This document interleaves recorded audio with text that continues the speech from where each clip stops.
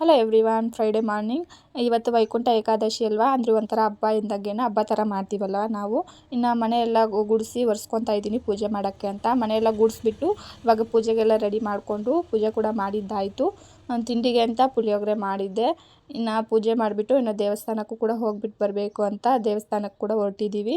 ನಾವು ಹೋಗಿದ್ದು ವೆಂಕಟೇಶ್ವರ ಸ್ವಾಮಿ ಟೆಂಪಲ್ಗೆ. ಇಲ್ಲಿ ನೋಡಿ ಔಟ್ಸೈಡ್ ನೋಡೋದಾದರೆ ಒಳ್ಳೆ ಜಾತ್ರೆ ಥರ ಇದೆ. ಇಲ್ಲಿ ರಥೋತ್ಸವ ನಡೆಯುತ್ತೆ, ಗಡ್ದಮ್ಮ ದೇವಸ್ಥಾನ ಅಂತ ಇದು.